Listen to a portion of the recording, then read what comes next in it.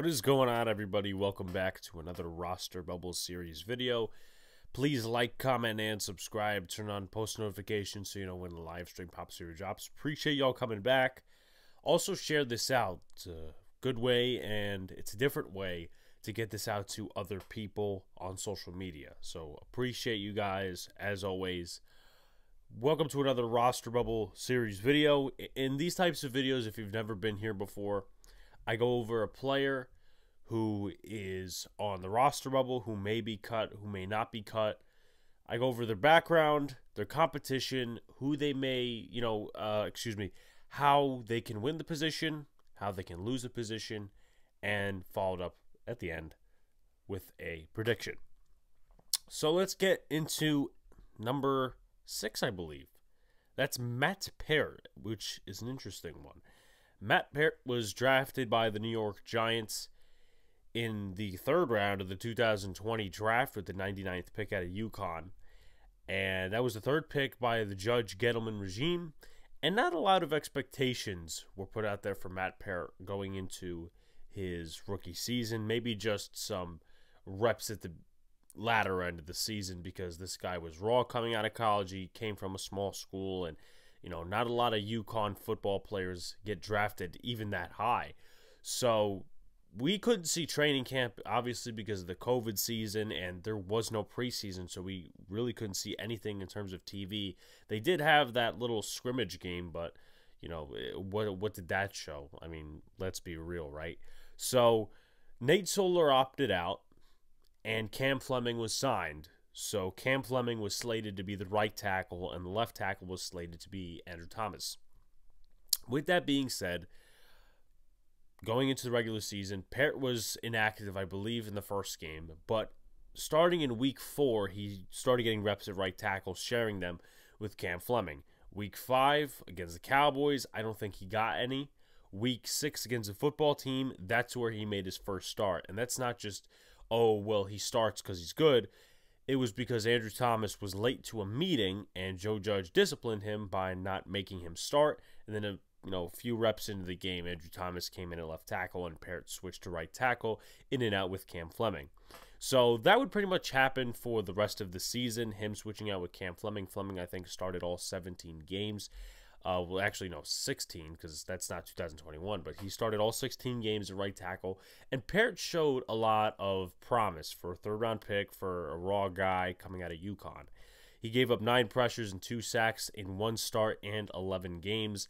The 2 sacks came from the Baltimore game, which Wink Martindale was absolutely beating the shit out of the offensive line. I think they totaled 6 sacks that day. So, very rough day for Daniel Jones, and that was, I believe, the first week he came back after he was out against the Browns. And he actually performed well. It's not like they won the game, but he performed well under the circumstances, right? So that's how the season was finished for Peart. I don't think he played against the Cowboys. Will Hernandez didn't play against the Cowboys either, so there's that to remark. And then 2021, Nate Solder comes back. They revitalize his contract. They don't re-sign Cameron Fleming. Fleming goes to a different team. It escapes my mind now. He went to the Broncos, actually. So Solder comes back. Peart possibly slated to be the right tackle. So a lot of people assumed, based on minicamp, that Peart was going to be the right tackle because that's what it looked like. It was Thomas, Lemieux, Gates, Hernandez, Peart. And Peart was training with Will Hernandez, 2 guys that could definitely be on the right side to begin the season. What happened in the camp, though, is Matt Peart, I believe, got injured at some point. He did start the game against the Jets, though, which was a surprise. Then, later on, against the Browns, he did not play. Then, in Week 3 against the Pats, Solder started at right tackle, and Peart switched in and out with him until they moved to the 2nd and 3rd team offensive lines. Really, it was the 2nd team because I don't think we had a 3rd team due to the lack of depth. So it was pretty interesting to see that battle at the time. And then the unofficial depth chart comes out, which lists Nate Solder at right tackle. Now, a lot of people were told, do not look into this as, the starting lineup and stuff like that, right? But it happened. Nate Solder started week 1 at right tackle. Peart filled in. at points during the game, and he had his share of bad and good reps. But that happened until week 5. That actually only happened once or twice, because I don't remember seeing a rotation in New Orleans, and I don't remember seeing a rotation in Washington. So there's that to be had. Go to week 5. Andrew Thomas is hurt. So Nate Solder starts at left tackle. Matt Peart starts at right tackle. Peart only gave up 1 pressure. Nate Solder gave up a couple of pressures and I believe a sack as well. Mike Lennon also was in the game, so that didn't help. But week 6, Solder starts at right tackle. Thomas starts at left tackle. Thomas gets rolled up. I believe it was on a sack or something like that, or a fumble, whatever it was. And Peart goes to left tackle, Solder to right tackle. Even Corey Cunningham got some reps in. And Daniel Jones was still in the game, which we figured, why is he still in the game? You're going to get him injured, stuff like that. So weeks on until the Bucks game, Matt Peart was the left tackle, and Nate Solder was the right tackle. And we could see, as Giant fans, and I know we're not, evaluators or scouts or stuff like that, we could see that Matt Peart definitely deserved the job over Nate Solder, because Peart, at least he had somewhat, at the time, somewhat of a future. Nate Solder didn't. Nate Solder was basically on a one-year contract, on a contract the next year that could be voided, which is what the New York Giants did this year, the league year, of course. But with that being said, Andrew Thomas comes back. He plays left tackle. Nate Solder plays right tackle. And that happens pretty much down the stretch. Thomas stays at left tackle for the rest of the season. The rotation keeps going on. Peart, Solder, until I believe it was the Philly game, which I believe was week 16. That was a week after the Cowboys, and that was the week before the Chicago Bears. Matt Peart starts at right tackle. Nate Solder has COVID. So, in that case, unfortunately, Matt Peart tears his ACL a few reps into the game.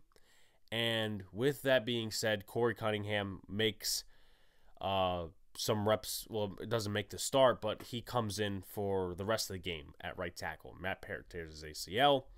Then week 17, it's back to the same rotations. Thomas, Solder, and then Thomas, Solder. I think Cunningham got some reps at right tackle. I'm not sure, but that's how the season ended. And he, to be fair, before we go into the competition, how he can win, how he can lose, is he's on an uphill battle right now, because they drafted Evan Neal, A. B, there is some new competition in town with Joe Shane bringing in these offensive linemen. So he's going to have to fight an uphill battle with a torn ACL, no less. And he is still wearing a red jersey in camp. So we don't know necessarily if he's healthy or if he's not healthy. So competition in camp. By the way, just to go back to the stats, Peart played 15 games. He started 5 times and gave up 4 sacks. I don't have the pressure numbers. But in terms of competition coming into camp, he's got Corey Cunningham, who started a couple of years ago with the Cardinals, with the Patriots, obviously played a couple of games last year with the New York Giants, was on the practice squad primarily. Then Matt Gano, who did not play any games in 2021, but he is a versatile tackle. He can play left tackle, he can play right tackle, he can play left guard a little bit. I think he can also play right guard, so versatility there. Devery Hamilton, who I don't know much about. I think he's an undrafted free agent or someone who's been in the league for like 2 years now. Don't know much about him. Then Roy, I apologize if I'm pronouncing this wrong, Roy Mbetika. I don't know how to pronounce that, so once again I apologize. He is the guy the New York Giants have given an opportunity from Nigeria. So how can he win? He's got to get healthy quick as is possible. He's got to take off that red jersey, or else he does not stand a chance. Win all the reps possible. It's going to be evident, unless somebody gets injured, that he's going to be with the 2s and 3s. Whether it's right tackle or left tackle, he has to make do of his situation. He has to win all the reps possible. And that's against 2 and 3 guys. So in that case, I hope he wins. He also has to pave holes and create a pocket. Once again, pass protection, run blocking, move up the depth chart. Obviously, all that stuff will help him move up the depth chart against guys like Gano, against guys like Mbetika. I'm just going to say Roy, I think. I think that's the best way to put it. Roy from Nigeria, I'll say that. And then Devery Hamilton and Corey Cunningham as well. And versatility. I know there was some talk, I think it was last year or the year before, of him possibly moving to guard. If that can happen, great, because that helps his chances. But if not, he's on the same playing field as he was before. How can he lose the spot? Doesn't win many reps against the 2s and 3s. Stays on the sideline, doesn't play much in training camp and in the preseason, and stays low on the depth chart beneath guys like Roy from Nigeria. He stays lower than Devery Hamilton, Matt Gano, Corey Cunningham. So my final prediction, which of course is the final part of this video, I have him getting cut. And he is one of the guys, honestly, I felt bad for in 2021. I felt bad for a lot of New York Giants players, but Matt Peart, because he never got actual starting reps at right tackle with Andrew Thomas at left tackle. And people saying, towards the end of the season, oh, well,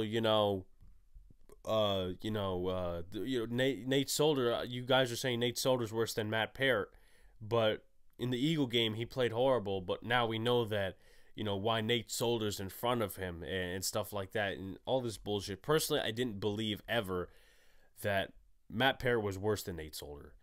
Rob Sale supposedly said at the time that, Solder has more of a fight in him in practice than Peart does. And I understand Peart didn't necessarily have a mean streak, but Solder sucked. That's the way it was. Solder sucked. They didn't want to pull him out of the lineup, probably because of contract issues. And with that being said, I felt like Rob Sale towards the end of the season was set sights on the offensive coordinator job in Florida.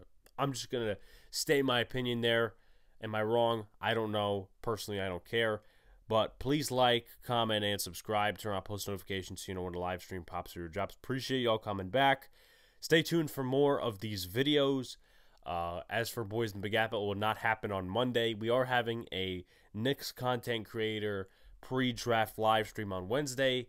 Then the NBA draft live stream on Thursday. Friday, probably another roster bubble video because I will be at the Yankee game. Saturday's NYY News TV Day. So if you're a Yankee fan, please contact me, and maybe we can get you tickets to the NYY News TV Day, and then Sunday, and then a lot of the other weeks go by, and we're just counting down to training camp. So peace out, guys. See you later. Stay cool.